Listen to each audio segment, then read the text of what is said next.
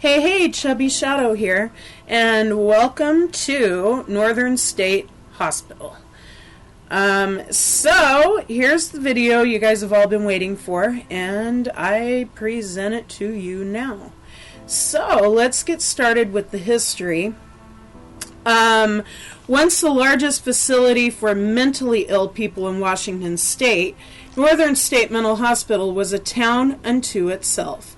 The hospital was established in 1909 after the overcrowded conditions at Western State Hospital came under public criticism. Northern State's grand opening happened in 1912. The Olmsted brothers, whose father was famous for having designed New York City's Central Park, designed the landscape at Northern State. Renowned architects Saunders and Lawton designed the hospital's buildings. They worked in close collaboration with Northern State's farm superintendent to create a self-sustaining and therapeutic colony for the mentally ill. The hospital site included patient and staff housing, a water reservoir, sewage system, lumber mill, quarry, steam plant, greenhouse, canning facilities, gymnasium, library, laundry, dining room, bakery, dairy, and 700-acre farm for growing vegetables and raising livestock.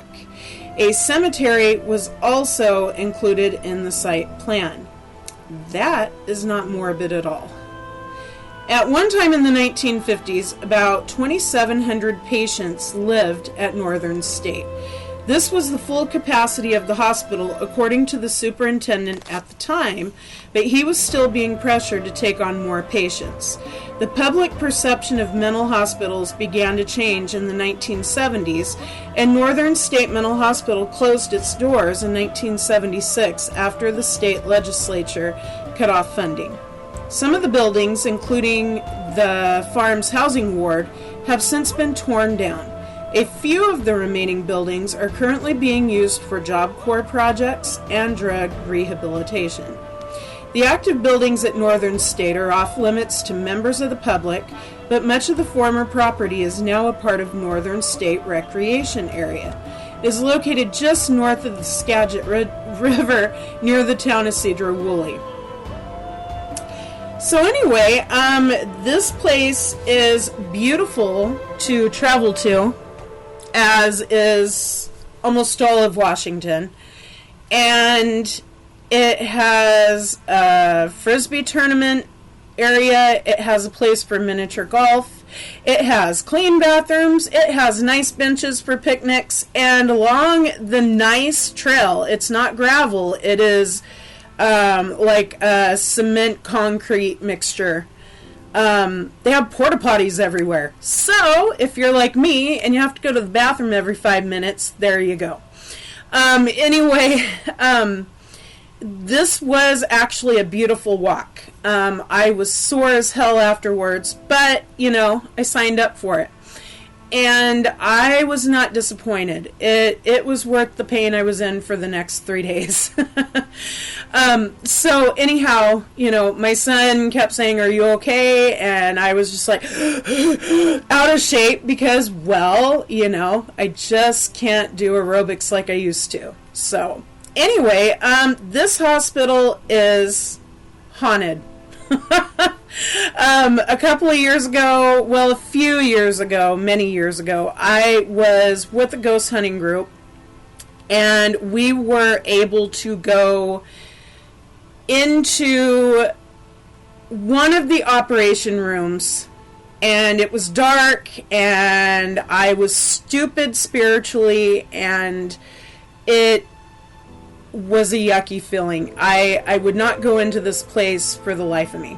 From the outside, if you'll notice from the videos are mine, the pictures are my son E. He took wonderful photos. So you can tell who got up close and who did not. I did say a cleansing prayer before we even stepped foot onto the property because I just know there's a lot of lingering spirits with just unfinished business here. So for whatever reason, they're still here, and that's that. So, one thing that my son did talk about is he said that he was sticking his camera through the broken windows, and that's okay. I would have too a couple of years ago, but not now. As you can see from the videos, I kept my distance because I got a not so great feeling. There are still a lot of spirits stuck in that hospital. So I have him sitting right here to tell you guys how he felt, you know, when he was there. And I thought I would let him explain it to you guys instead of me just relaying that information. So go ahead. Go ahead. So it was really just this sort of really uneasy feeling, like something's out to get you, like someone's after you, they're upset, they're out for blood. I had this really depressing, really dark feeling about the whole entire area. And then another thing too, whenever I tried to take pictures, the camera wouldn't do it. It'd show the light like it was going to take pictures, and then it would just stop. And I'd have to make it take pictures sometimes. Yeah, and I was like, "Oh, I'm sure it's just your camera." That's really about all there is to say. But even though I'm not as spiritual as my mother is, I still felt uneasy. That's okay. You're a lot younger, so it's okay.